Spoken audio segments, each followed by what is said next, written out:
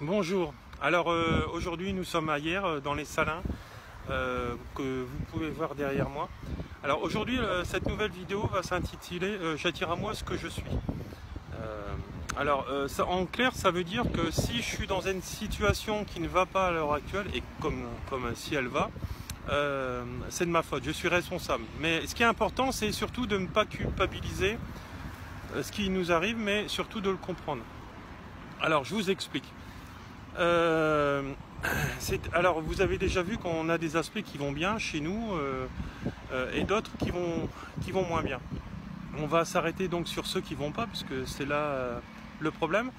Ce qui est important de comprendre, par exemple, si on n'a pas d'argent ou on tombe toujours sur les mêmes styles d'amis qui profitent de nous, ou par exemple on tombe que sur des hommes ou des femmes infidèles, c'est qu'on a quelque chose à comprendre de cela.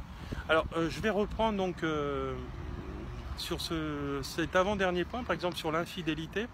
Parfois on peut recevoir l'infidélité dans la chair de l'autre, c'est-à-dire qu'on peut être cocu par sa femme ou par son homme, tout simplement parce qu'on a été infidèle à une parole, hein, nous-mêmes.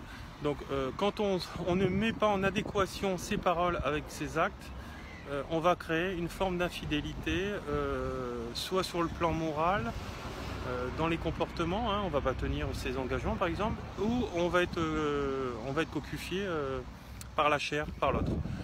Donc voilà, donc ça il faut le comprendre. En fait, tout est une question de conscience, hein. Voilà, une fois que vous l'avez compris, vous allez le changer dans votre vie. Vous allez mettre tout en corrélation l'un à l'autre. Alors le problème de l'argent notamment, les gens qui ont des gros problèmes d'argent notamment, ce sont des gens qui vivent en fait dans leur peur. C'est-à-dire qu'à lieu de se dire je paye mes factures, j'arrive à payer toutes mes factures, etc., y croire, se centrer dans son cœur, c'est-à-dire mettre sa main gauche sur son cœur, fermer les yeux, le vivre, etc. Ça c'est un exercice que vous retrouverez encore dans mon livre, qui est best-seller, Quand l'ombre rencontre la lumière. Alors n'oubliez pas que je peux vous le dédicacer et vous l'envoyer en un jour, vous le recevrez chez vous. À ce moment-là, en fait, vous arrivez en fait à payer vos factures. Moi, je vois ce constat-là parce que moi, j'ai énormément changé, hein.